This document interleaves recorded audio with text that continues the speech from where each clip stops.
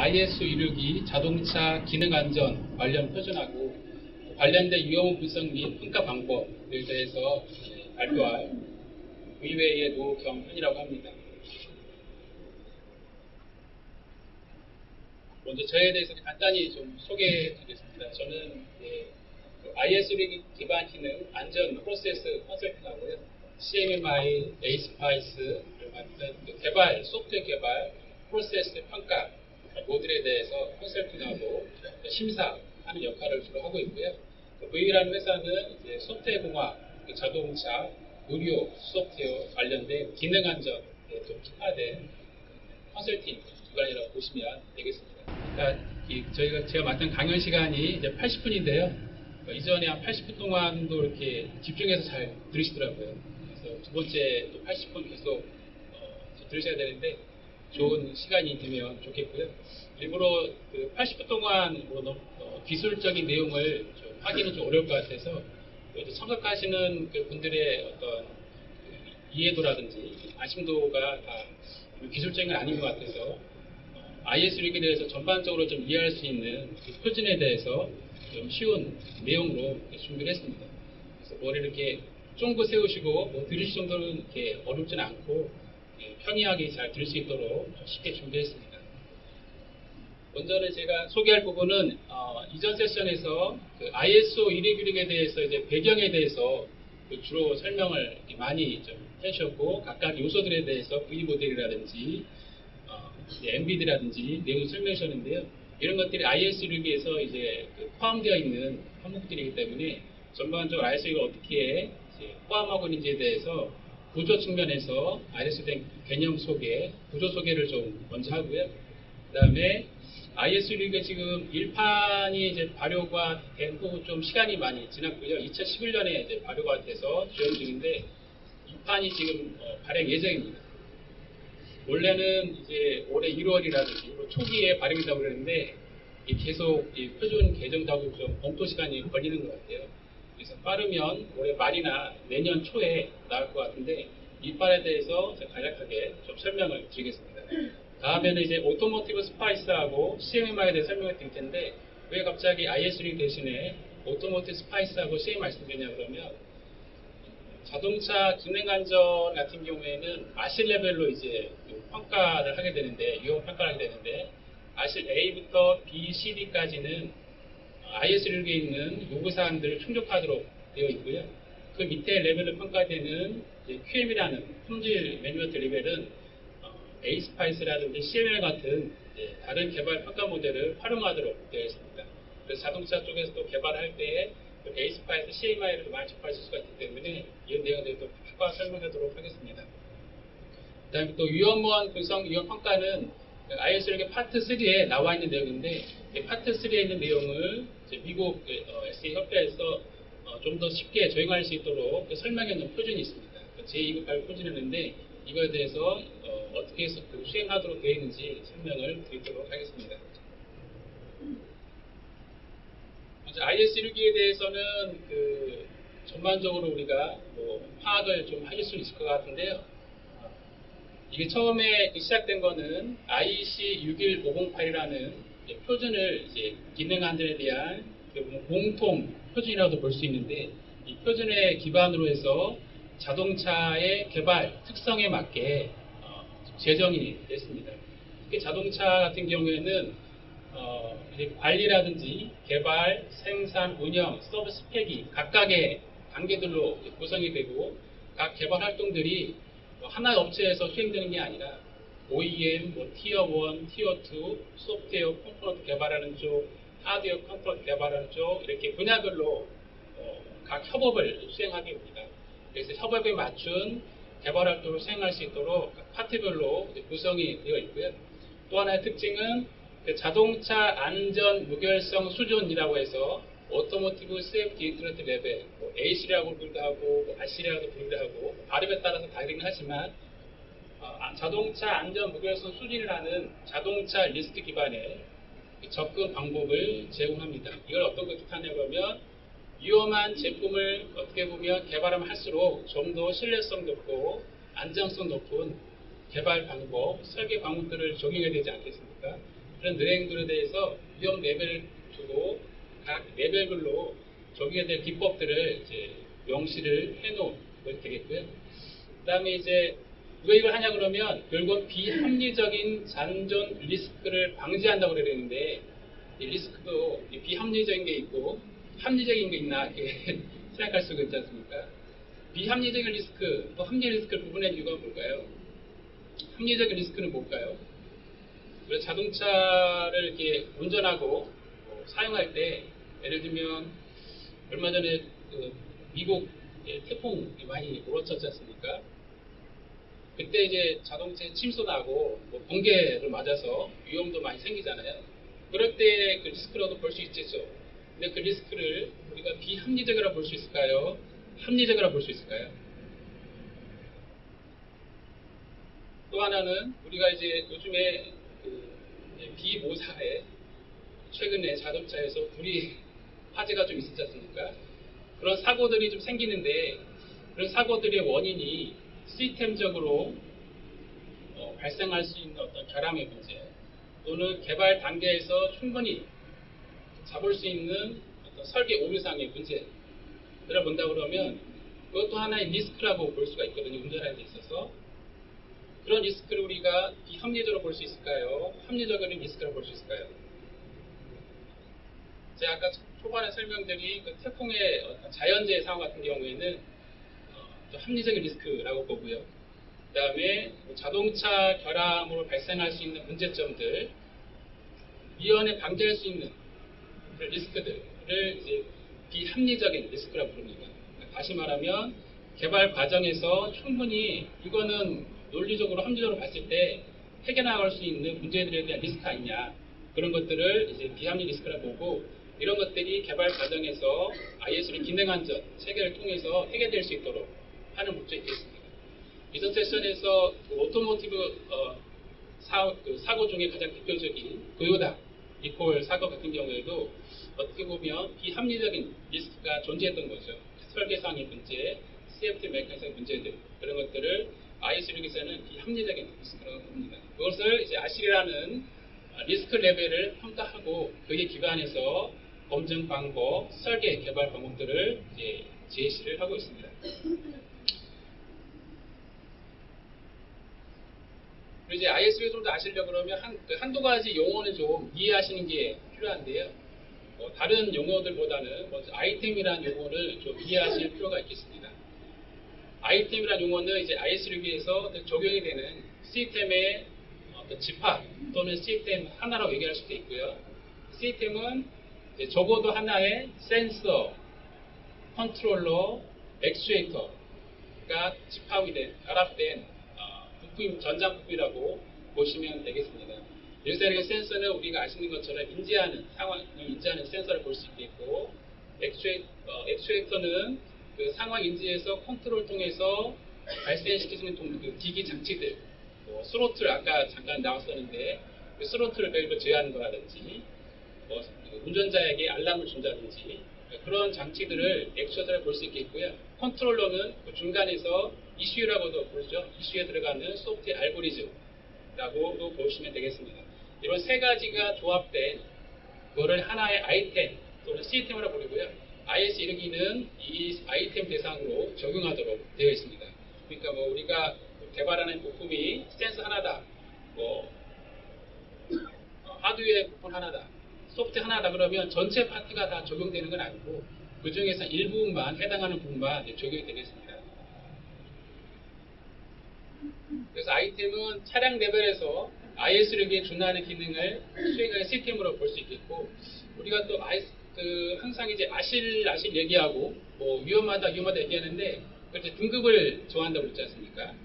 그 등급을 구분해 보면 이렇게 구분을 보통 하고요. 이 구분이 100% 정확하다고 얘기하는 건 아닙니다. 다만 이제 그 멘토점 멘토 회사 들어가 보면 분류한 체계가 있어서 참고 자료로 설명해 놨습니다. 그리고 추가적으로 제가 이제 이 슬라이드는 제가 인쇄 본 내용하고 약간 좀 다를 수가 있으니까 좀 양해를 좀 부탁드립니다.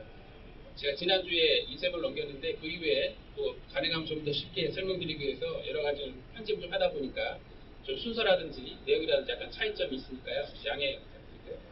그래서 이 자료를 보시면 일반 자동차에 분류해서 에어백 같은 경우에 의도치 않은 작동에 의해서 발생할 수 있는 심각성, 그다음에 리스크를 평가해 봤을 때 아실 D 레벨의 제품이라고 부르고요. 아실 D는 이거 외에 전기식 파워 스티어링가 되어 있는 부분 있죠. 셀프 스티어링가 되어 있는 부분, 이것도 하나의 아실 D 레벨의 제품이라고 볼 수 있겠습니다. 여기서 우리가 에어백이라든지 스티어링, 핸들에서 만약 결함이 있다고 해봐요. 결함이 있다고 했을 때 사고가 생기면 어떤 영향이 생기겠습니까? 뭐 주차장에서 뭐 문제가 생겼다 그러면 크진 않겠죠. 그죠? 뒷목적으로 이렇게 잡으면 되지 않습니까? 근데 이제 고속도로에서 또는 일반 도로에서 80, 100km 정도 가고 있다가 그것도 직선 코스가 아니고 곡선 코스에서 가다가 핸들이 잠겼다. 그러면 어떻게 되죠? 네, 큰 사고가 나겠죠. 그런 것들을 이제 그 시나리오를 분석해 봤을 때 아실 D 레벨이라고 보는 거고요. 그리고 그 외에 아실 C 레벨, 그 다음에 B 레벨에 대한 그 제품에 대한 아이템에 대한 그 분석한 내용을 이제 참고하시면 되겠고요. 그럼 이 아실 B인지 D인지 C인지는 어떻게 할까요? IS6에서는 그 파트 3에서 위험을 분석하고 그 리스크 평가하는 그 프로세스가 있습니다. 그 활동을 통해서 도출된 거고요. 이렇게 우리 회사에서는 아실 B다, 아실 C다 얘기하려고 그러면 이거만 딱 표만 이렇게 봐도 얘기할 수는 없고 그림만 가지고 얘기할 수는 없고 일련의 분석 과정을 이제 거치도록 되어 있습니다. 그 분석 과정을 거친 내용이 제가 오늘 강의 후반부에 말씀드린 위험한 분석 리스크 평가 방법에서 그 절차에 대해서 설명드리도록 하겠습니다. 요거는 이제 자동차 업계에서 일반적으로 통용되는 레벨이다 정도로 볼 수 있겠고요. 또 하나 더 말씀드리면 이 레벨을 누가 결정하느냐? OEM, 뭐 티어 1, 티어 2, 뭐 소프트 개발할 때, 하드웨어 개발할 때 다 있잖아요. 어느 쪽에서 평가하는 게 좋을까요? 이거를 접근하는 것이. 일반 소프트 개발 업체에서 이 평가할 수 있을까요? 아니 OEM 업체에서 하는 게 나을까요? 완성차에서 하는 게 낫겠죠. 그렇죠? 왜냐하면 완성차에서는 이런 분석할 수 있는 여러 가지 시나리오들, 그 다음에 필드 데이터들을 다 확보하고 있기 때문에 그래서 IS3에서는 각 파트별로 파트 3는 누가 해야 된다, 파트 6는 누가 해야 된다 이렇게 적혀 있지는 않아요. 하지만 우리가 산업 어떤 특성을 봤을 때 위험성성 평가는 OEM 레벨에서 적어도 T1 레벨에서 각 밑에 업체 개발하는 파트의 아실 레벨을 정해서 분석을 해서 이제 알려주는 상황이고요. 또 하나 이슈는 이 소프트웨어나 하드웨어 컴포넌트 개발하는데 이게 아실 A인지 B인지를 분석할 수가 없는 거예요. 그럴 수도 있거든요. 이게 어떤 제품에 어떻게 들어갈지에 따라 다르거든요. 그래서 컴포넌트 개발 업체에서는 이걸 참 선정하기가 어렵습니다. 그럴 경우에는 이제 IS6에서는 파트 10에 보면 가이드라인에 SEOOC라는 분석 방법을 적용하도록 되어 있습니다. 그러니까 가정을 하는 거예요. 이 제품이 예를 들면 아이템, 예를 들면 저쪽에 레이더 점석 조회스틱이 있는데 이것이 차에 어떤 장치로 쓰이고 어떤 역할을 할지를 가정을 하고 개발할 수 있는 하나의 메커니즘도 제공하도록 되어 있습니다.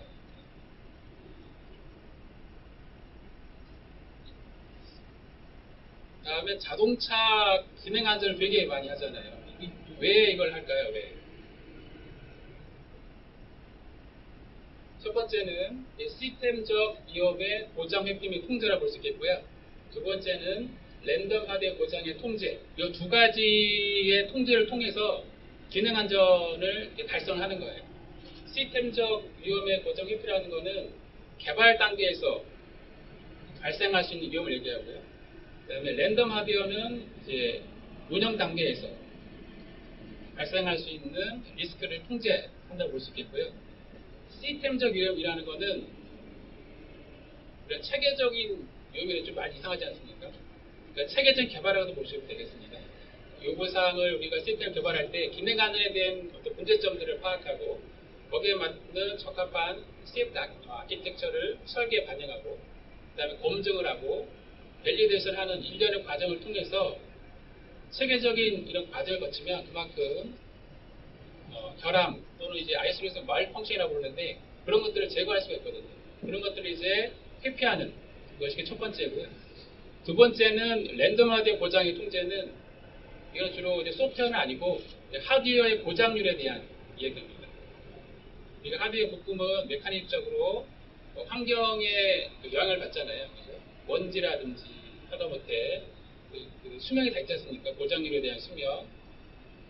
그러니까 이런 것들은 이제 랜덤하게 발생하기 때문에 하드웨어는 랜덤하게 고장률을 다 가지고 있습니다. 그래서 아실 각 등급별로 A, B, C, D 등급별로 고장률 매트릭을 가지고 있거든요. 이런 것들을 이제 설계할 때 반영해서 운영할 때 그런 랜덤화된 고장률을 각 단계별로 제어해서 낮출 수 있도록 하는 방법이 되겠습니다. 그래서 시스템적 위험 같은 경우에는 기능 통제라고 부르고요. 안전 메커니즘에 의한 통제를 볼 수 있겠습니다.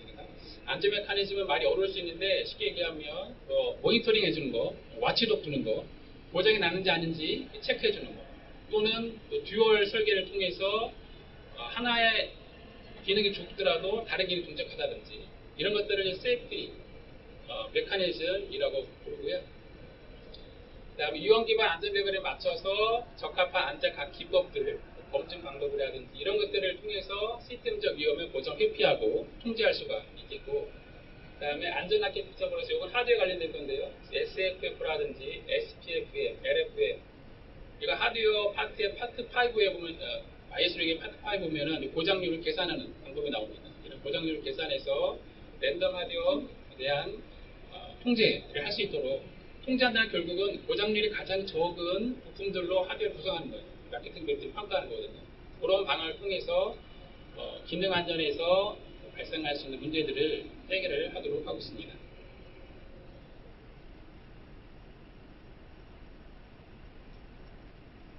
그래서 ISREG에 대해서 전반적으로 개념에 대해서 설명을 드렸고, 이제 구조에 대해서 이제 간단히 이제 말씀드리면 전체에 10개 파트로 되어 있고요. 10개 파트 중에서 첫 번째 맨 위에 있는 게 이제 보캐블러리 용어에 대한 부분이 되겠습니다. 용어에 대한 이 부분이 되겠고요.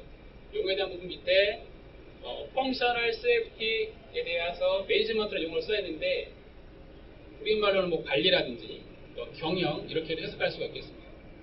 그러니까 기능 안전에 관련된 소프트웨어, 하드웨어, 시스템 개발하는 업체에서 가져야 될 안전 문화라든지 개발하는 인력의 어떤 레벨이라든지 자기 요건이라든지 그 다음에 전반적인 그 안전 수명 주기들에 대해서 정의를 해놓고 또 개발 활동에서 발생할 수 있는 요소에 대해서 컨포메이션 메저라고 해서 어떻게 평가할 것인지 그걸 확인할 것인지 절차들을 어떻게 되어 있는지 그런 것들을 파악하는 활동들이 파트 2에 정해되어 있고요.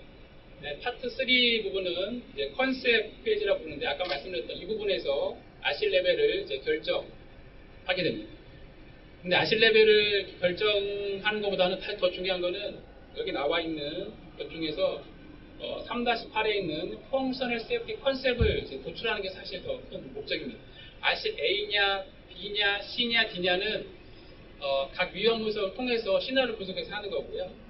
그런 그 시나리오에서 위험에서 벗어나려고 그러면 그 위험을 통제하려고 어떻게 실제 동작해야 되느냐가 그 기능 안전 컨셉이거든요. 이 기능 안전 컨셉을 도출하면 그 다음부터 시스템 레벨에서 개발, 하드웨어에서 레벨의 개발, 소프트웨어 레벨의 개발까지 이제 이어질 수가 있겠고요. 파트 3에서 확실히 핵심은 위험을 레벨 평가하는 것도 있지만 위험 레벨 평가뿐만 아니라 개발을 할 때 우리가 요구사항을 안전에 관련해서 어떻게 조치해야 될지 그걸 최상 요구사항을 보거든요. 펑셔널 세이프티 컨셉을 받아서 하드웨어에서의 요구사항, 시스템에서의 요구사항을 받아서 설계, 개발에 반영하는 입력으로 줄 수 있는 활동이 되겠습니다. 그리고 나서 이 시스템 레벨의 개발은 티어 1이나 티어 2 시스템 레벨의 개발 제품하는 쪽에서 활동을 하고요. 파트 5하고 파트 6에서는 각 하드웨어 컴포넌트 개발 조직, 그다음에 소프트웨어 개발 조직에서 보시는 것처럼 병렬적으로 개발할 수 있도록 되어 있죠. 병렬 개발하고 그리고 각 설계한 내용들을 바탕으로 개발한 다음에 아이템 통합하고 시험을 하고 이 활동들이 밸리데이션까지 될 수 있도록 V모델 기반으로 이제 구성되어 있는 것을 볼 수 있습니다. V모델이라는 걸 딱 보시면 아시겠죠. 이렇게 V모델 딱 나와 있고요. 그 다음에 V모델은 각 그 파트별로 파트 5, 파트 6 이렇게 되어 있을 뿐만 아니라 이 항목에 하나하나도 그 작게 또 V가 또 있습니다. 요구사항 명세서라든지 그다음에 설계서라든지 그런 것도 VV가 다 붙어 있거든요. 조그맣게 이거는 요구사항 명세 자체도 검증하고 그 안에서 그 단계에서 시험까지 가지 않더라도 설계에서도 아키텍트 자체가 잘 됐는지 아닌지 완전성이라든지 설계 요구사항이 다 반영되어 있는지 그런 것들을 다 검증하도록 되어 있습니다. 그리고 밑에 있는 지원 프로세스 그 다음에 세이프티 관련된 분석에서 어떻게 수행해야 될지 안전 분석에 대한 내용들이 이제 전체 파트로 이제 구성되어 있겠습니다. 여기 나와 있는 파트 2하고요, 파트 8하고 파트 9는 다 걸쳐져 있으니까 걸쳐져 있는 걸 볼 수가 있죠. 그러니까 개발 활동에 대해서 공통적으로 다 적용하는 내용들이 들어가 있고요. 박스에 있는 개발 활동들에 해당하는 부분만 개발 적용되는 항목이라고 보시면 되겠습니다.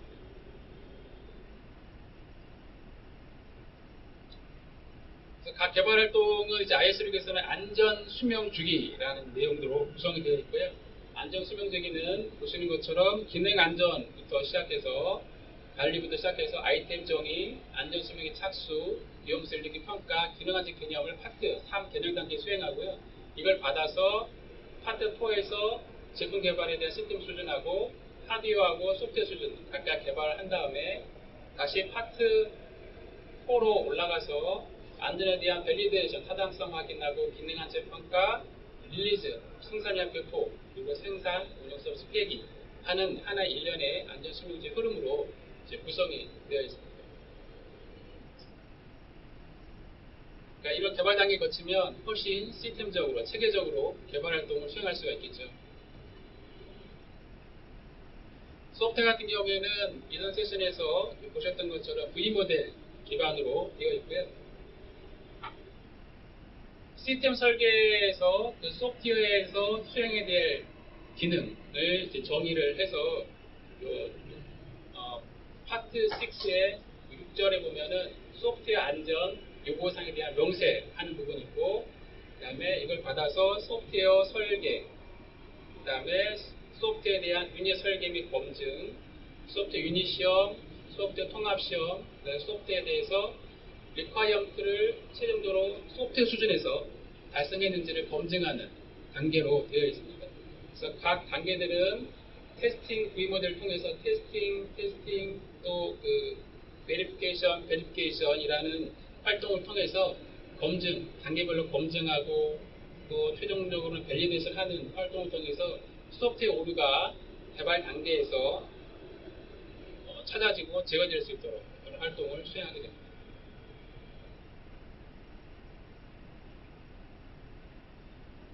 그리고 도대체 구체적으로 어떤 리ኳ이어먼트들이 있냐 하면은 이거는 파트 3의 그 기능 안전 컨셉을 도출하는 내용인데요. 예를 들면 세이프 스테이트가 안전 상태가 어셉터블 타임 인터벌 어셉터블 타임 인터벌 안에 수용 가능한 시간 인터벌 안에 조인될 수가 없다면 그 상태로 바뀔 수가 없다 그러면 이머지션 오퍼레이션 긴급 어떤 활동이 명세가 돼야 된다. 이게 안전 요구사항 명세 중에 하나 들어가는 얘기 있거든요. 세이프 스테이트라는 거는 이제 고장이 없는 상태라고 볼 수도 있겠고, 또 고장이 났다가 복구돼서 안전하게 운영되는 상태라고 볼 수도 있겠죠. 이것이 지정된 시간 안에, 특히 차량은 시간이 중요하지 않습니까? 예정된 시간 안에 동작하지 않는다 그러면 사고가 나죠. 그죠? 그래서 그 사고의 예방을 줄이기 위해서 타임에 대해서 이제 강조를 이제 많이 하고, 그 타임 안에 문제가 해결되지 않는다 그러면 이머지 오퍼레이션을 명시해야 된다. 예를 들면 스위칭을 최악으로는 스위칭을 아니고 시스템을 스위치 오프 시킨다든지 그런 것들이 안전 요구사항 명세에 들어가야 된다는 것이 되겠습니다. 그래서 이거는 이제 IS6의 파트 3, 요 다시가 있는 것은 이제 파트를 얘기하고요. 파트 3에 8424 항목을 보면 이 내용들이 들어있다 이렇게 되겠습니다.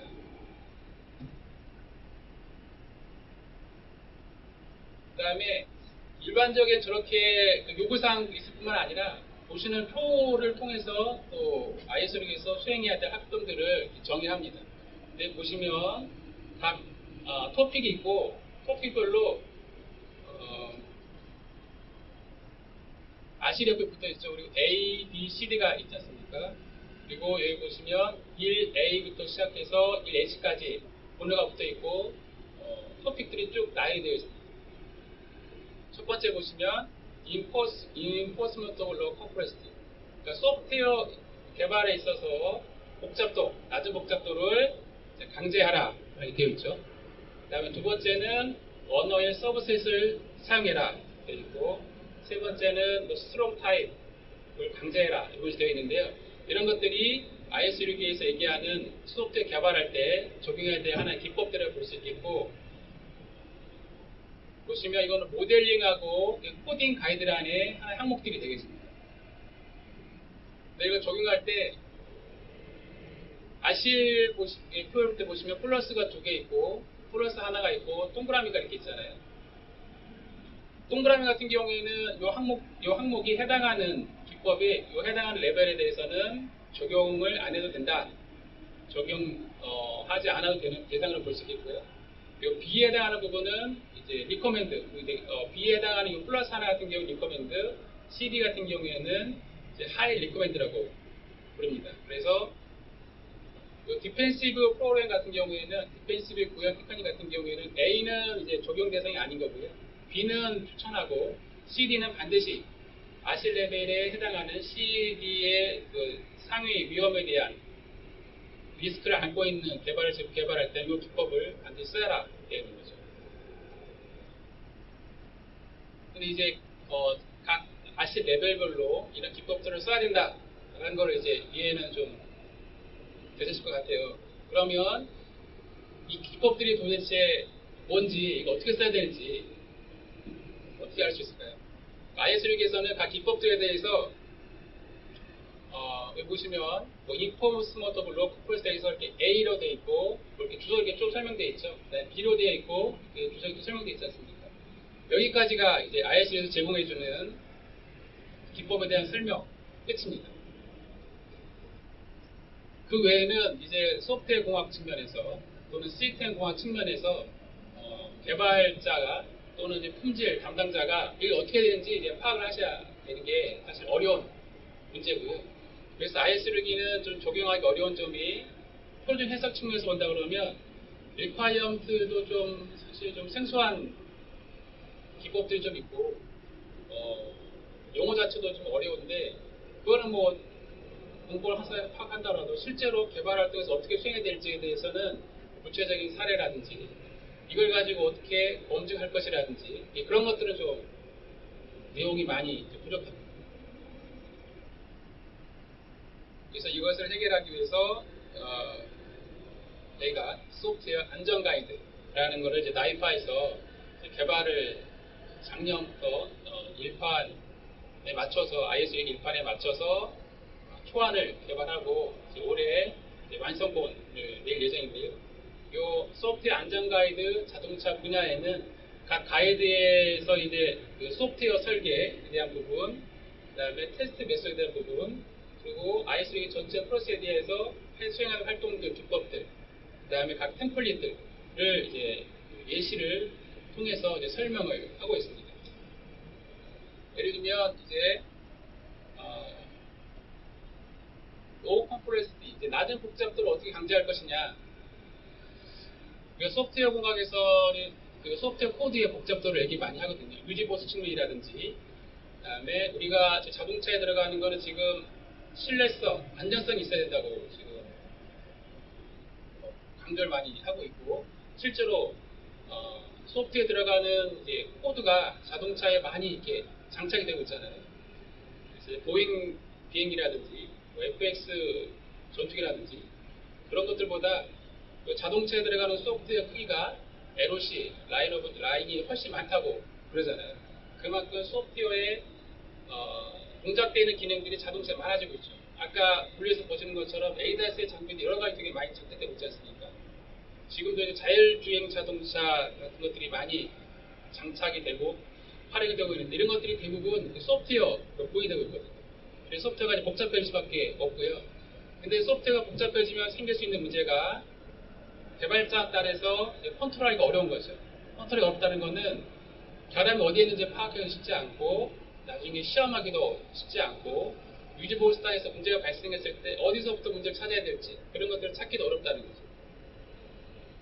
소프트웨어 코드를 짤 때 이런 복잡도 측면에서 관리하는 게 되게 중요하거든요.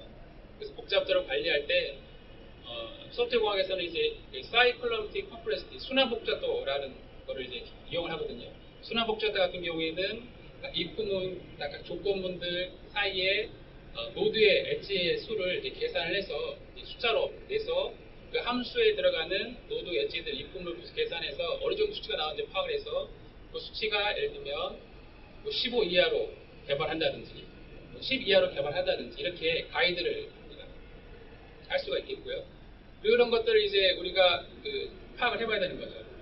표준 가지고는 이제 파악하기가 어렵고 그런 내용들을 우리가 다른 사례를 본다든지 어떤 가이드를 통해서 파악해야 되는 거고 그런 가이드가 사실 필요하고 이런 가이드를 가지고 실제 개발 활동에 사용할 수가 있겠고요.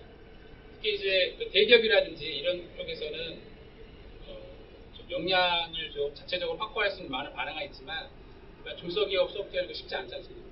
그래서 그런 활동이 시행되고 어렵습니다. 그러니까 이 표준 딱 읽고 그냥 던져버리는 경우가 많이 있거든요. 모르겠다고. 근데 이 가이드 있다 그러면 방금 말씀드린 복잡도가 왜 필요한지 이거 왜 관리해야 되는지 그리고 어떻게 이거를 수치화해서 평가하고 검증할 것인지 대한 설명이 참 찾기가 되게 어렵고 그런 것들이 있다 많이 도움이 되겠죠. 자, 그러한 부분들이 안전 가이드 나이파에서 개발하고 배포하고 있는 안전 가이드 통해서 확인할 수가 있겠습니다.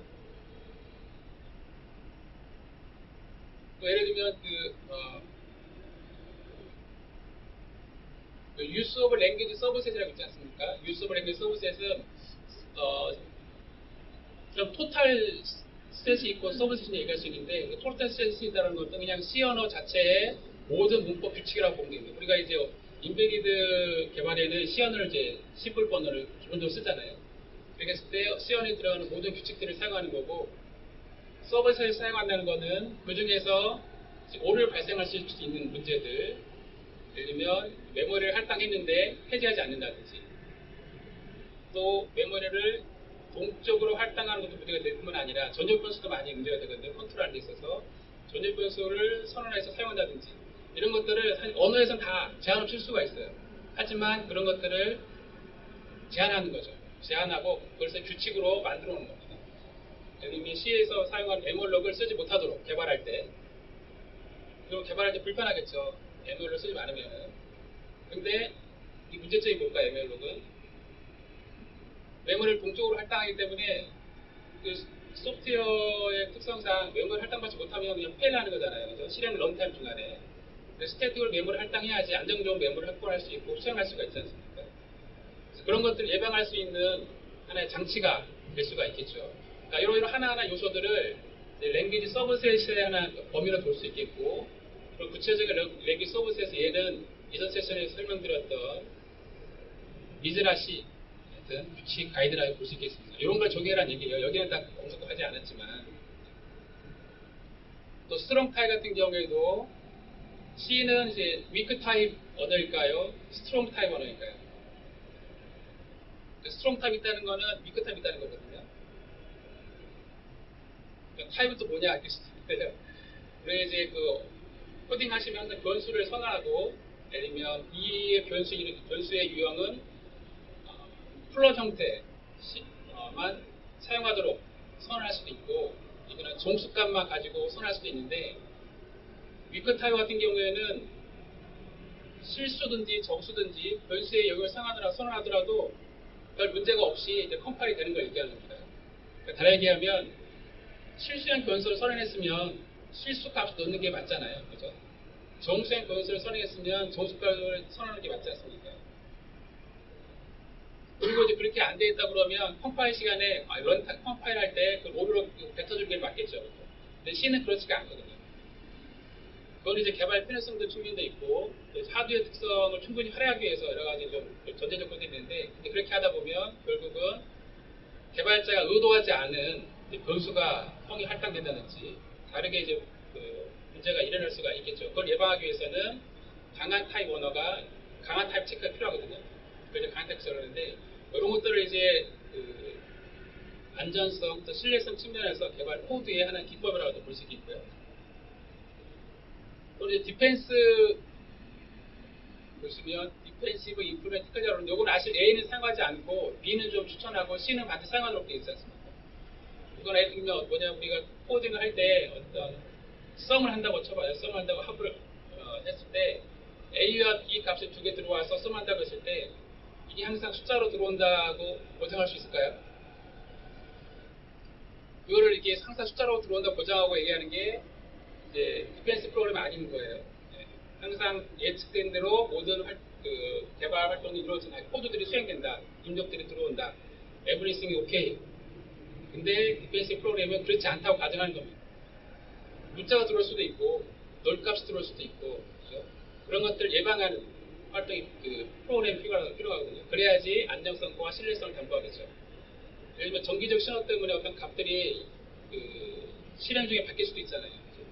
그런 것들을 잘못된 값이 들어올 수가 있기 때문에 항상 정상적인 값이 들어온다고 예측하면 안 되거든요.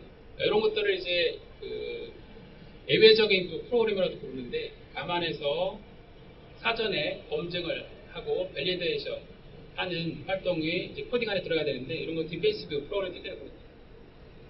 이건 A 같은 경우에는 적용되지 않지만 B라든지 CD에서는 특히 위험성이 높고 사고가 나면 문제가 커지기 때문에 그만큼 디펜시한 활동을 개발 활동에 반영하라는 것이 되겠습니다. 이제 전반적으로 개념에 대해서 좀 설명 많이 들었는데 왜 개념 설명 드리냐고 그러면 우리가 IS를 하려고 그러면 소프트웨어 공학에 대해서 좀 아셔야 되고 일반적으로 소프트웨어 공학에서 얘기하는 기법에 대해서 이해를 하셔야지만 이루기를 할 수가 있거든요. 그래서 좀 설명을 드렸고 또 이게 제가 설명드린 것들이 가이드에 있다 설명드리는 거고 가이드를 좀 많이 좀 봐주시라 하는 얘기에서 좀 설명을 드렸습니다. 그래서 아직 초판 형태인데 올해 완성본이 나오기 때문에 많이 활용해 주시면 좋겠습니다. 이런 가이드가 있으면 좀 도움이 되시겠습니까?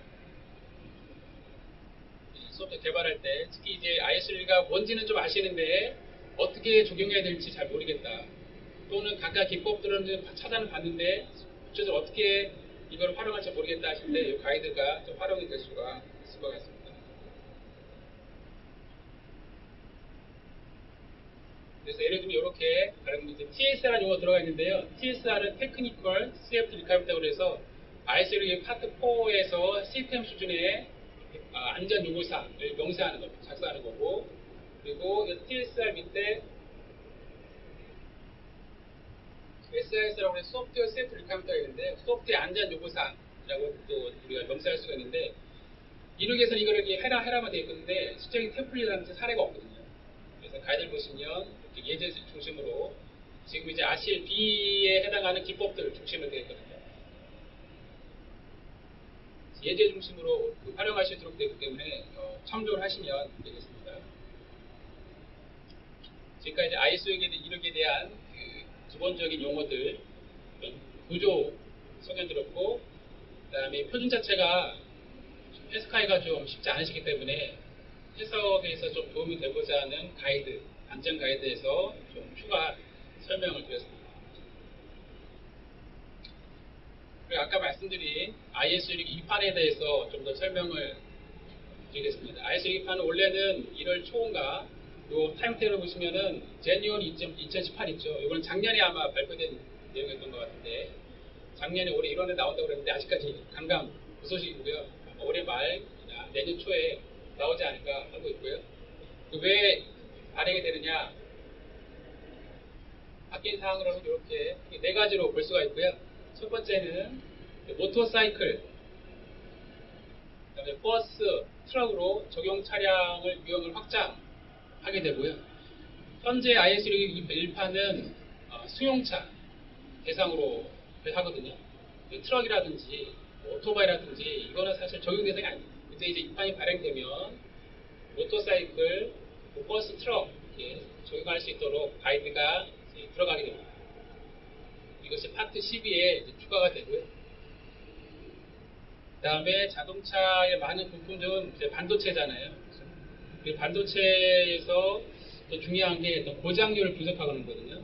티어 1이라든지 OEM에서 요구하는 게 그리고 반도체들은 얼마나 그 고장의 어떤 강한가 고장률 계산을 요구하는데 이르기의 가이드는 이게 좀 부족해요. 일판에는. 그래서 고장률에 대해서 내용이 계산할 수 있도록 또는 세프티에 대한 반도체에서 어떻게 메커니즘 구성해야 될지 내용들 밸런스 어떻게 해야 될지 이런 내용들이 2판에 들어가고요. 근데 이 2판에 있는 이 반도체에 대한 내용은 ISO 파스 1945이라는 표준이 따로 하나 있습니다. 이 내용이 이제 이르기에 좀 더 덧붙여지고 2판이 발행이 되면 1945이 표준이 이제 사라지는 것으로 되겠습니다. ADAS와 자율주행 관련 위험함을 초래했다는 건데 우리가 자율주행 이슈잖아요, 그렇죠? 자율주행이 이슈이긴 한데 또 하나 어려운 점이 결함은 없는데도 발생할 수 있는 그 위험이 있거든요. 환경적인 이유가 좀 있는데 그런 것들을 이제 소티프라고 해서 위험 분석하고 그 내용을 이제 표준에 추가하는 게 있습니다. 사이버 보안이라고 되어 있는데 요즘에 또 사이버 보안 많이 이슈가 되죠. 차는 요즘에 컨넥스트카 추세로 가고 있지 않습니까? 거기에 맞춰서 우리가 기능 안전뿐만 아니라 사이버 보안에 대해서 어떻게 대응을 해서 그 활동을 수행할 것인지 대해서 파트 2의 부록으로 기능 안전 활동할 때 사이버 보안을 이렇게 접목시켜야 된다. 그러면 기능 안전 활동에서 위험 분석을 하는데 사이버 보안에서 얘기하는 스레트라고 그러죠. 그 스레트 위협을 어떻게 같이 위험 분석할 것인지 대한 내용들이 이제 파트에 부록으로 되어 있고요. 사이버 보안의 표준은 별도로 있습니다. J306이라는 것도 표준이 있는데 그 표준에 대해서 인터페이스라는 게 추가가 됐습니다. 그래서 2011년 1판 발행 이후에 그 외에 변경되어 자율주행이라든지 사이버 보안이라든지 반도체 칩, 차량의 적용 유예라든지 이런 것 추세가 계속 바뀌고 있기 때문에 그 추세에 맞춰서 개정이 되겠습니다. 구조를 보시면 나와 있는 것처럼 전체 파트에서 파트 11에 이륙에 대한 세미컨덕터 부분이 추가되고 그 다음에 파트 12에 모터사이클에 대한 내용이 추가가 됩니다. 그래서 2판 파트 12 같은 경우에는 이건 이제 2판의 초안입니다. 초안 완성본은 아니고요. 초안에 있는 죄송합니다. 잘 안 됩니다. 네. 그러니까 소티프의 활동에 대해서 이제 언급을 하는 거고요. 예, 지금 이제 그러니까 이 판에서 그 소티프 자체에 대한 내용 들어가지 않는데 그 소티프에 관련된 내용들이 연결시켜서 수행할 수 있도록 이렇게 들어갑니다.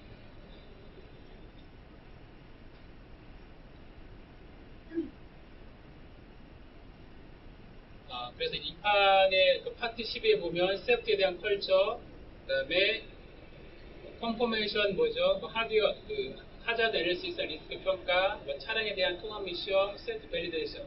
요거는 아까 파트 12가 모터사이클 쪽이라고 그랬잖아요. 그 모터사이클뿐만 아니라 트럭이라든지 다른 차량 유형에도 적용할 수 있도록 어떻게 독립된 파트로 이런 항목이 구성되어 있습니다. 보통 IS6기는 세프티에 대한 하자드 애널리시스는 파트 3를 별도로 해놨거든요. 근데 각 모터사이클, 트럭, 사용차들 같이 적용할 수 있도록 별도로 파트를 구성해 놓고 있습니다. 에이다스 대응 아까 소프트 말씀드렸는데요. 소프트를 잠깐 설명드리면 소프트는 이제 Safety over the Intended Functionality라고 불러서 의도된 기능의 안전성 말이 어려운데요. 쉽게 설명드리면 결함 없어요. 제품의 어떤 안전 측면에서 보면은 결함 없지만 운영하는 환경, 예를 들면 센서의 오염, 날씨의 어떤 환경, 안개가 자극시키든지 여러 가지 환경 조건 있지 않습니까? 그런 환경 조건에 발생할 수 있는 기능 자체 고장은 아니지만 사고가 날 수 있는 영향이 있잖아요.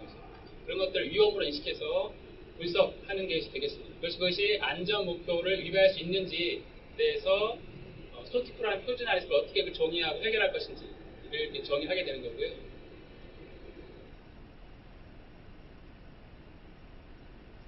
소티프 하나의 절차라고도 볼 수 있겠는데요. 각각의 그 활동에 보시면 기능 안전 명세를 할 때 소티프에 대한 리스크에 대한 정의하고 평가를 하도록 되어 있고, 각 소티프에 대한 리스크 평가를 통해서 카테고리를 둬서 에리어별로 그 밸리데이션과 검증 활동을 수행할 수 있도록 정되어 있습니다.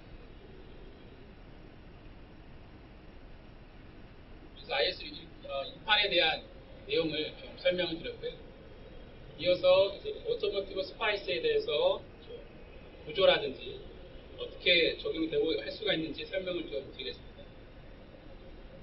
아까 말씀드린 것처럼 이 에이스파이스, CMMI 이런 표준들은 ISO에 직접적으로 포함되어 있지는 않지만 ISO에서 볼 때는 QM 등급으로 보고 있습니다. QM 등급. 그러니까 위험부터 해봤을 때 그렇게 위험도가 있지는 않지만 그래도 기본적인 개발 절차를 체계를 따라야 되는 측면을 볼 수 있고요. 여기에는 ISO 9000이라든지 9001이라든지 오토모티브 스파이스, CMMI, IX 1694가 있고요. 여기에 나와 있는 표준들의 활동들하고 그다음에 ISO에서 내용들하고 좀 공통적인 요구사항들이 좀 있습니다. 어떤 개발 활동들이 비슷한 점이 좀 있기 때문에 이 ISO 6기는 좀 기능 안전에 포커스된 거고, 또 기능 안전에 포커스되어 있더라도 요구사항을 분석하고 설계하고 형상 관리하고 검증하고 그런 또 활동이 비슷하거든요. 피어 리뷰하고 또 공통적 측면이 좀 가지고 있고요. 그래서 ISO를 활용뿐만 아니라 QM 레벨에 대해서도 이해하시는 것이 필요하겠다 하는 거에서 이제 설명을 좀 드리는 겁니다.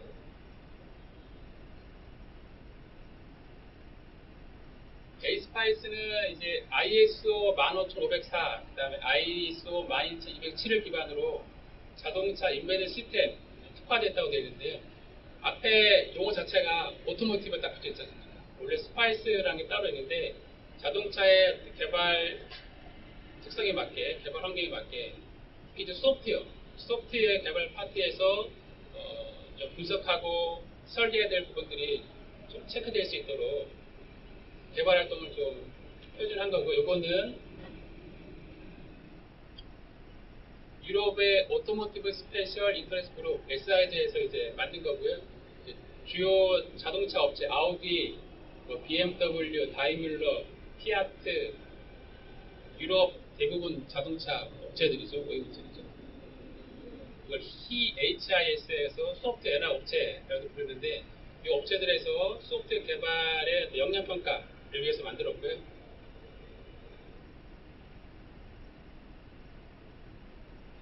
현재는 이제 오토모티브 스파이스 각 버전이 있는데 2017년에 버전 3.1까지 나왔습니다.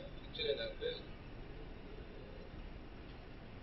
이걸 이제 레벨로 많이 얘기하거든요. 레벨 2를 받았다, 레벨 3를 받았다 했을 때 각 업체들이 레벨을 인증을 하고 있고, 근데 이거 왜 하냐는 거죠. 레벨 왜 받냐는 거죠. 또 이거 왜 필요하냐. 업체들이 자동차 업체들에서 왜 만들었냐는 거죠. 사실 기본적인 그 사용 첫 번째는 기업의 내부 프로세스를 개선을 위해서 현재 상태, 여기 상태라는 거는 소프트웨어 개발의 성숙도라고도 부르는데요. 성숙도, 역량 수준을 이제 결정하기 위해서 레벨별로 평가하는 겁니다.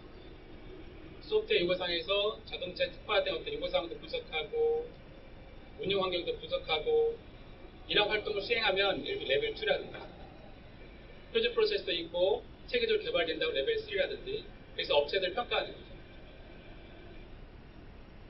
자동차에 들어가는 소프트웨어의 품질을 개발이 다 된 이후에 평가하는 거 있지 않습니까? 시험을 통해서 평가를 다 듣잖아요. 그 전에 어느 정도 개발 성투를 가지고 있는지가 중요하죠. 그 개발 성투에 따라서 결함이 그만큼 줄어들고 신뢰성 있는 소프트웨어를 개발할 수가 있기 때문에, 그래서 이제 BMW라든지 아우디라든지 이런 업체들에서는 발주하는 업체들한테 오토모티브 스파이스를 준수해서 개발하도록 하는 거고, 각 레벨 통해서 달성을 인증 심사를 통해서 평가하도록 되어 있습니다. 그래서 어떤 회사 같은 경우에는 발주업체에서 이렇게 딱 찍어줘요. 레벨 2라든지 레벨 3라든지 하면은 거기에 거의 개발 프로세스에 맞춰가고 그 개발 프로세스를 준수를 못하면 페널티를 내기도 하거든요. 그만큼 이제 강력하게 에이스파이스를 준수하도록 요구를 하고 있습니다.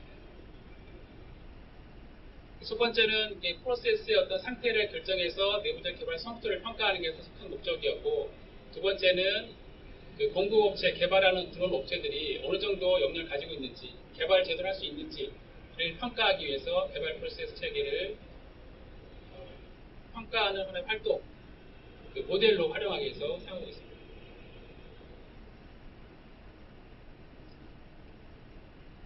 그 모델을 보시는 것처럼 구성이 되어 있고요. 빨간색으로 표시해 놓은 거는 VDA, HIS, 히스 스코브라고도 볼 수 있고요.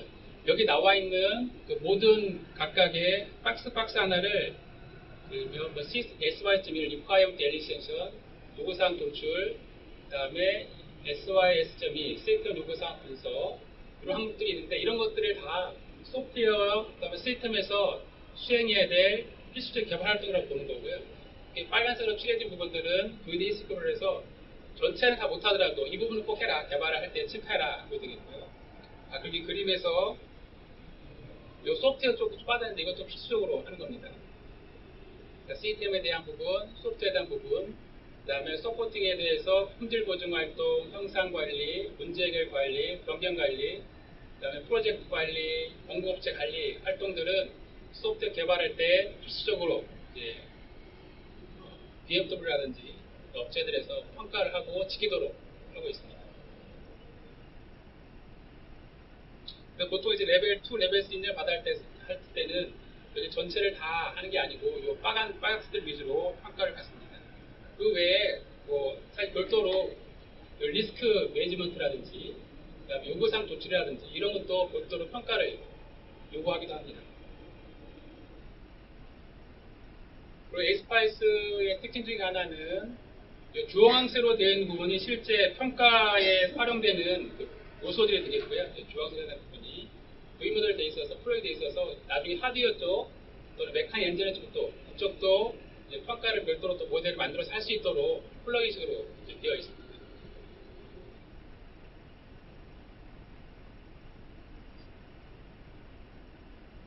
그림이 복잡하죠. 추적성하고 일관성 쪽인데요. 에이스파이스에서는 각각의 개발 활동, IS1기도 마찬가지인데요. 추적성 관리하도록 되어 있고 각 추적 관리 부분들이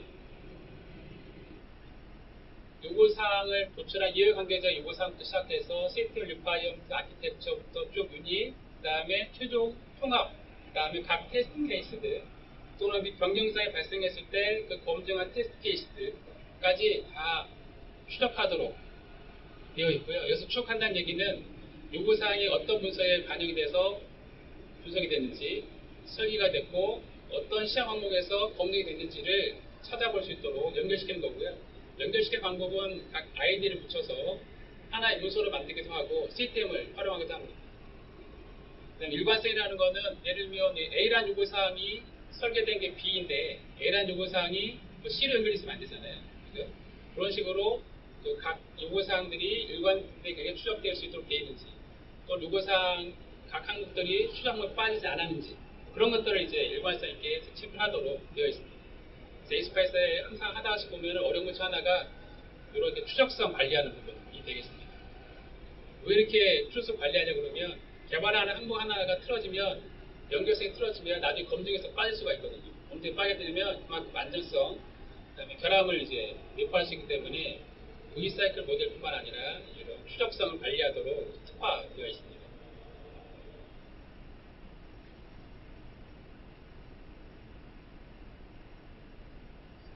에이스파이스하고 오토모티 스파이스하고 IS를 같은 비교를 해보시면 비교를 하는 관점에서 본다 그러면 왼쪽에 있는 것이 오토모티 스파이스에 대한 프로세스 이름이고요.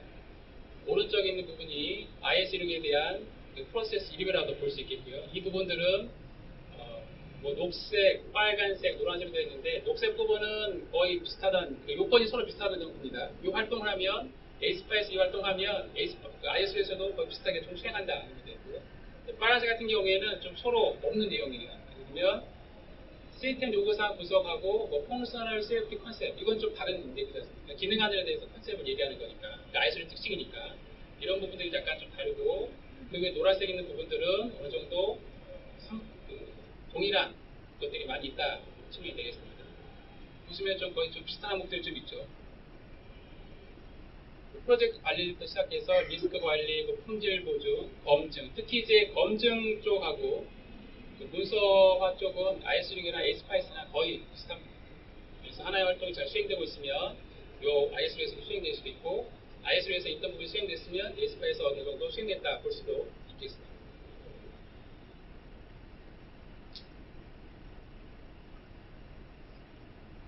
구체적으로 이렇게 그 프로세스가 구성되어 있고요. 소프트 리콰이어먼트 애널리시스 같은 거 보면은 그 프로세스에 대한 그 워크 활동들, 그다음에 산출물들이 나와 있고요.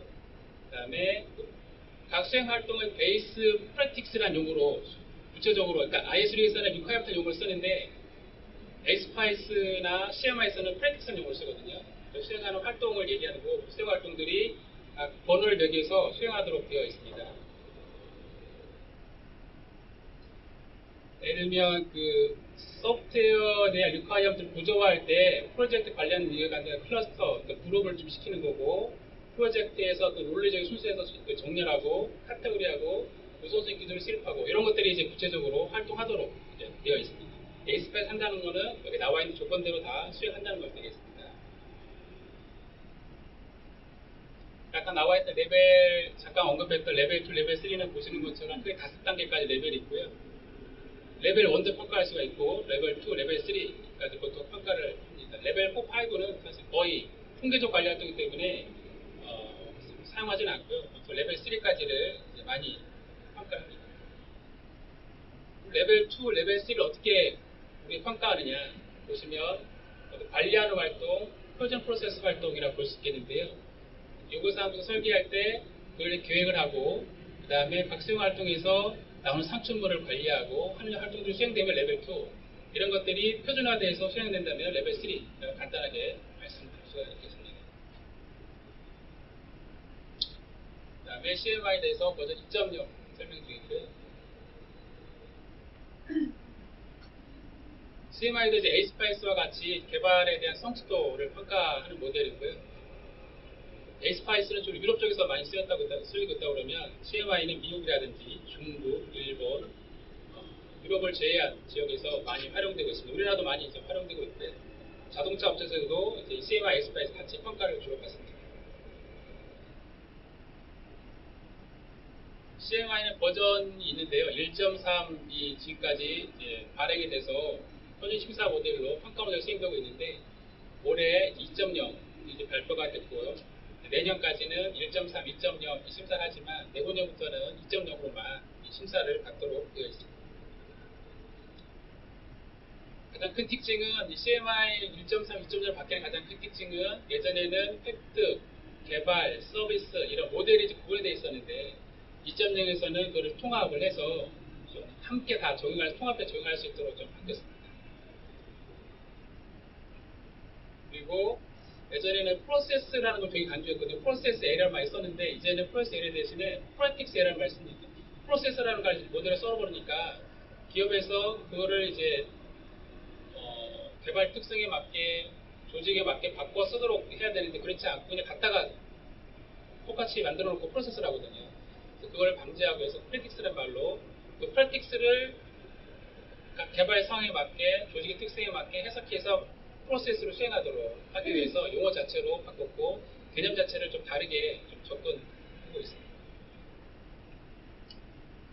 그래서 이제 그 각각의 이제 카테고리를 둬서 프론지를 관리하는 활동, 그다음에 개발 활동, 뭐 지원 활동, 개선 활동 이렇게 프로세스 카테고리를 구분하고 있고요. 레벨은 이제 에이스파이스와 비슷하게 하게 됐지만 레벨 5까지를 관리하고 있고 국내에는 레벨 2, 레벨 3를 이렇게 하고요. 하면 뭐가 좋으냐 보시면 캡퍼빌리티가 올라가고 그 다음에 퍼포먼스 원다가 올라간다고 그랬죠. 그러니까 조직의 역량을 향상시킬 수가 있고 역량 기반으로 해서 조직에서 시장에 어떤 적시에 출시한다든지 제품의 품질을 높여서 비용을 줄인다든지 이런 성과를 높일 수가 있겠다. 그것이 모델에 얘기하는 성숙도에 올라가는 이점이 되겠습니다.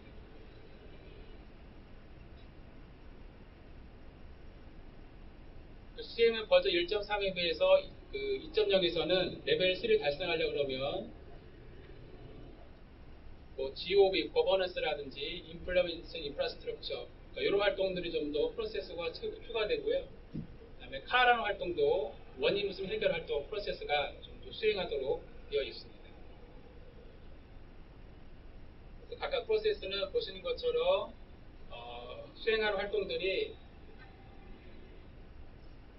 프로젝트에 대해서 예를 들면 플래닝인데요. 여기 보면은 그 태스크에 대한 리스트를 개발한다 되어 있고 이것이 주는 가치, 비즈니스적인 가치, 그 다음에 수행할 예제들에 액티비티, 그 다음에 산출물들 그런 형태로 구성되어 있습니다. 에이스파이스보다는 좀 용어들이 좀 약간 쉽게 되어 있습니다. 기존의 모델 표준들이 보면 되게 대학원을 좀 나오거나 어느 정도 수준이 있어야지 좀 이해할 수 있는 용어로 되어 있어서 해석이 되게 어려웠거든요. 근데 이번에 용어들은 봐더라도 좀 바로 눈에 들어오는 쉽게 용어들을 좀 구성했습니다. 모델들을 좀 쉽게 적용할 수 있도록 바뀌었고요. 그다음에 또 강조하는 거는 이제 결국 에이스파이스, IS 이르기, CM 이런 것도 프로세스라 볼 수 있거든요. 이런 것들이 우리말로 내재화가 돼야 되는데 내재화 되려고 하면 중요한 게 여기 나와 있는 프로세스가 어떤 스트레스의 폭에 대한 수행이 돼야 되고 그다음에 조직 전반에 다 걸쳐 수행돼야 되고 시니어 매니지먼트, 경영진의 어떤 가시적이 되고 이런 조건들이 필요하거든요. 이런 것들이 있어야지만 수행하는 활동들이 형식적으로 되지 않고 기능 안전 활동들이 실제 체결되고 에이스파이스 시행 활동 체결될 수 있기 때문에 이런 것들에서 강조를 좀 하고 있고요. 이런 강조점을 해결할 수 있는 방법이 보시면 가버넌스, 한마디로 얘기하면 경영진이 얼마나 그 프로세스 활동에 참여하는가. ISB에 보면 문화로 비슷하고 볼 수 있거든요. 안전문화 사실 경영진이 만드는 거거든요. 안전문화가 없으면 뭐 파트 3 다 거의 하기가 어렵습니다. 그냥 형식적으로 될 수밖에 없거든요. ISB는 안전문화라고 비슷하다고 볼 수 있겠고 그것을 수행하기 위해서는 경영진의 적극적인 참여가 필수적이다 하는 것을 이제 평가하도록 되어 있고요. 뭐 인프라스트럭처, 사람이 모든 걸 다 할 수가 없지 않습니까? 이 수행하기 위해서 표준이라든지 리소스라든지 그런 것들을 제대로 갖추고 있는지 이런 것들을 같이 평가하도록 좀 보완이 됐습니다. 심사 이용에는 이제 벤치마크 이용 서스트 메트릭이라고 해서 보통 한번 인증을 받으면 3년 또는 레벨을 또 평가하면 2년 단위로 이제 레벨을 유지할 수 있도록 유효기간을 갖게 되어 있습니다. 네, 여기까지 해서 CMI 2.0에 대해서 설명을 드렸고요. 그 다음에 마지막으로 이제 위험원 분석 위험 평가에서 설명을 좀 드리도록 하겠습니다.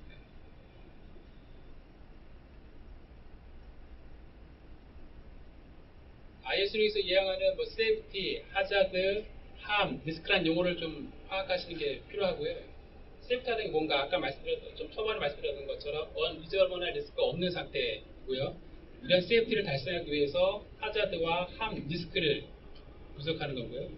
하자드라는 거는 아이템이라고 말씀드렸죠. 아이템에서 말펑션으로 해서 말펑션은 기능 오동작이거든요. 기능 오동작으로 해서 문제가 될 수 있는 잠재적인 소스를 파악하고 함은 그것이 퍼슨 사람에게 건강에 실제적으로 약을 미치는 부분을 분석을 하고 리스크라고 해서 함에 대해서 시베리티와 어커런스와 발생 가능 확률에 대해서 조합을 해가지고 평가하는 리스크 평가를 수행하게 됩니다.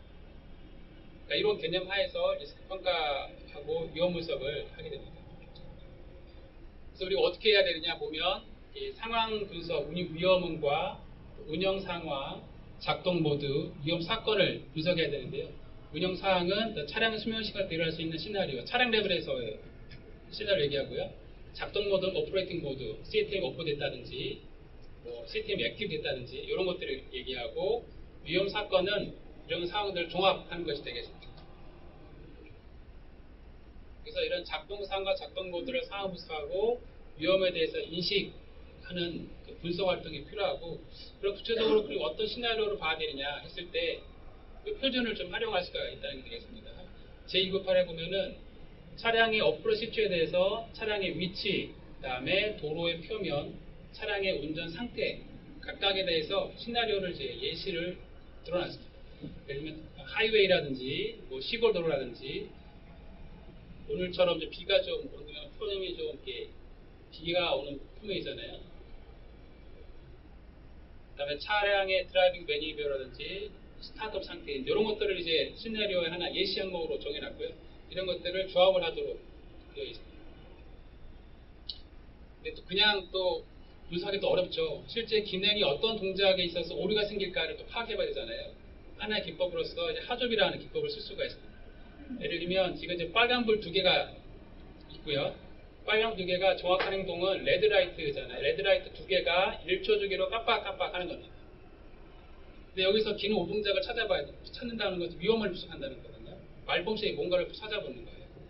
첫 번째는 이제 키워드를 이제 보시는 것처럼 사용할 수가 있습니다. 노라 한다 그러면 레드라이트가 깜빡하지 않는 것, 이것도 하나의 기능으로 찾을 수 있겠죠.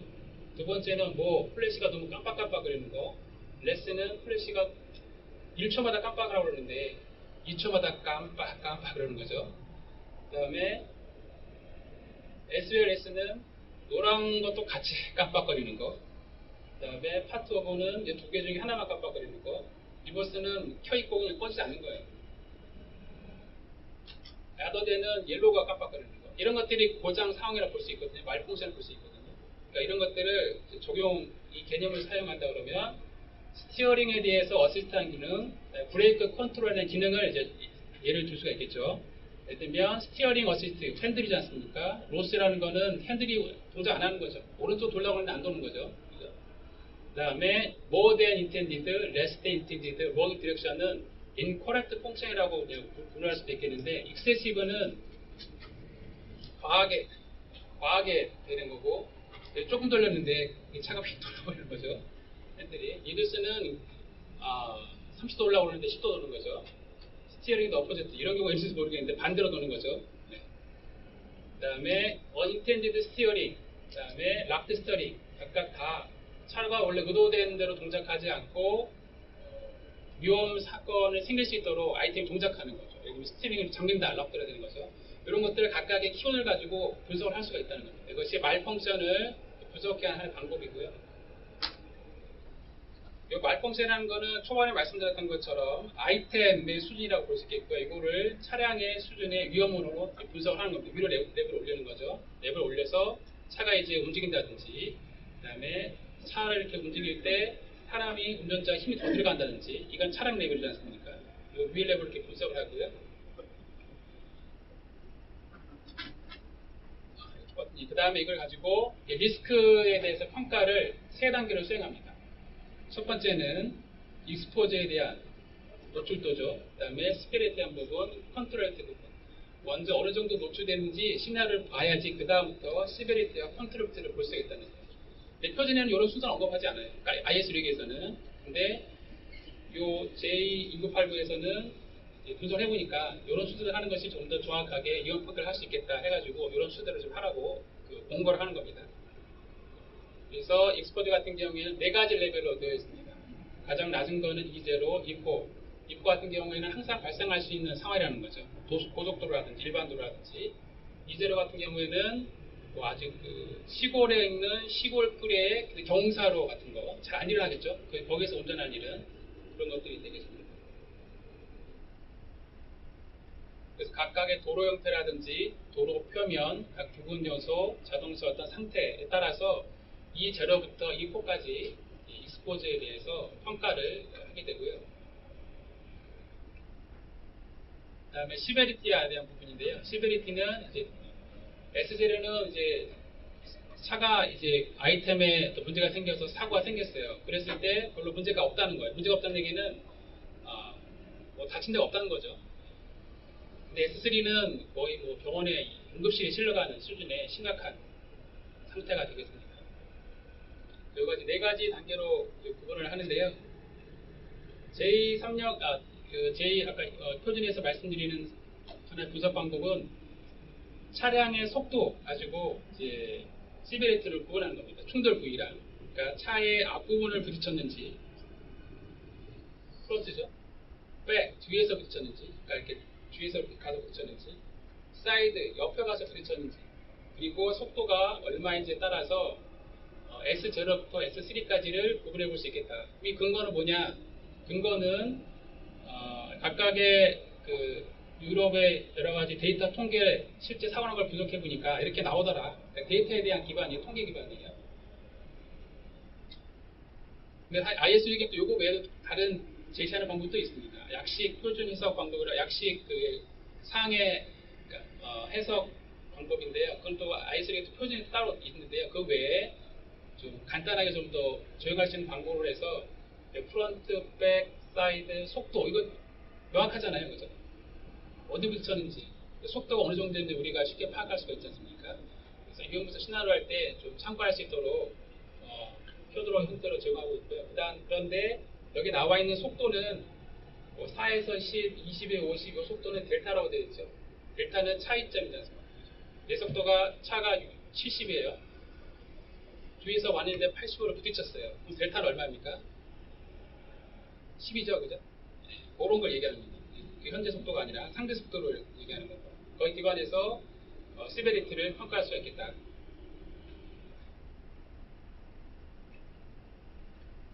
순간성을 미치는 거는 정면, 후미, 측면 같은 충돌 이용, 그다음에 가까이 상대적 속도, 그다음에 차량과 연관된 어떤 부딪히는 상황의 어떤 구조적인 완전함, 상대적 크기, 차량 운전자의 건강의 나이 이런 것들을 다 고려해서 시베리티를 평가할 수 있겠고요. 그다음에 마지막으로 이걸 가지고 평가를 했으면 이제 컨트로버리티를 이제 평가를 하게 됩니다. 컨트로버리티는 이제 통제도죠. 통제도라는 거는 그런 위험한 사고가 생겼을 경우에, 사건이 생겼을 경우에 어느 정도 운전자가 회피할 수 있는가, 벗어날 수 있는가 얘기하는 거거든요. 주차장에서 사이드 미러가 좀 고장이 났어요. 또는 뒤에 후방 카메라가 잘 안 보여요. 그렇게 했을 때 운전자가 어느 정도 그 사고를 회피할 수 있을까요? 숙련된 운전자라고 하면 후방 카메라 굳이 보지도 않고 주차를 다 할 수가 있겠죠. 그렇게 크게 그 통제도가 어렵다고 보시면 어렵거든요. 근데 만약 고속도로의 구간에서 스티어링이 잠긴다, 그 핸들이 잠긴다 표현을 많이 쓰잖아요. 잠긴다고 그랬으면 어떻게 통제할 수 있죠, 운전자가? 100 이상으로 가는데 커브길에서 핸들이 안 돌아요. 그럼 어떻게 벗어나죠, 운전자가? 에어백을 맡길 수밖에 없겠죠. 그러니까 통제가 되게 어렵지 않습니까? 그런 것들을 이제 컨트롤이 아주 어렵다. 그래서 C3라고 부릅니다. 그래서 제어 가능성에 대해서 이제 C0부터 C3까지, 그다음에 각 통제 가능, 단순 통제, 뭐 일반 통제, 통제 난이도를 구분해서 시나리오에 대해서 이제 평가하도록 되어 있고요. 운전자 제어 시스템 같은 경우에는 의도된 운전 경로를 유지할 수 있기 때문에 C0, ABS 고장 같은 경우에는 의도된 운전 경로를 유지하거나 주행이 어렵기 때문에 C3로 평가를 합니다. 이렇게 다 평가를 하잖아요. 그러면 여기까지는 사실 정성적으로 이제 전문가의 어떤 의견이라든지 통계 자료라든지 거기에서 분석을 다 분류하는 거고요. 이 분류에 따라서 이제 최종적으로 아실 평가를 하게 됩니다. 아실 평가는 예를 들면 보시는 것처럼 시베리티가 2고 그 다음에 익스포저가 4고 컨트롤티가 3라고 그러면 각각의 아실 평가표가 있습니다. 표에 따라서 이거는 아실 C에 해당하는 아이템이라고 볼 수가 있겠습니다. 근데 이제 요 C다, B다, A다는 한 번만 이렇게 딱 평가되는 건 아니고요. 하나의 그 아이템에서 딱 평가되는 건 아니고 시나리오별로 다 평가가 되거든요. 약간 위험 사건 있지 않습니까? 도로의 상황, 그다음에 뭐 차 표면에 그 차 자체에 어떤 부딪히는 여러 가지 충돌 부위 상황이라든지 차의 어떤 운전 위치라든지 여러 가지 시나리오들을 조합할 수가 있잖아요. 그렇죠? 그러면 한 수백 가지가 나올 수 있거든요. 적게는 수십 가지부터 뭐 수백 가지가 나올 수가 있는데 그 각각의 항목별로 다 아실 레벨이 다 나옵니다. 그러면 그 아실에서 가장 높은 항목이 이제 그 해당 아이템의 아실로 결정이 되는 거죠. 그러니까 QM부터 시작해서 C, B에 여러 가지 항목으로 나올 수 있겠지만 그 항목 중에서 아실 C가 하나 나온다고 그러면 BA가 있다 하더라도 그 아이템은 C, 항목 C의 등급으로 볼 수가 있겠습니다. 그래서 만약 QM이 된다고 그러면 IS6은 적용할 필요가 없겠지만, 그러니까 IS6에 각각 요구하는 파트에 쓸 수는 없겠지만, 아까 말씀드렸던 QM 등급이 CMMI라든지 ASPICE라든지 그런 것들은 이제 적용을 해야 되는 아이템들이 되는 거죠.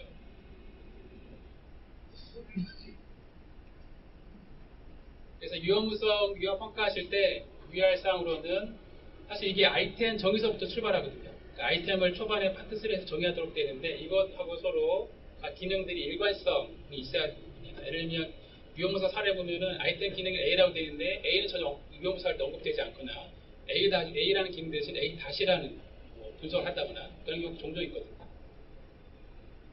그 다음에 상황 조건, 시간대라든지 속도, 조속에 대해서 얼마가 조속인지 보통 분석하다 보면 조속에서 얼마, 조속에서의 상황, 고속에서 이렇게만 할 수도 있거든요.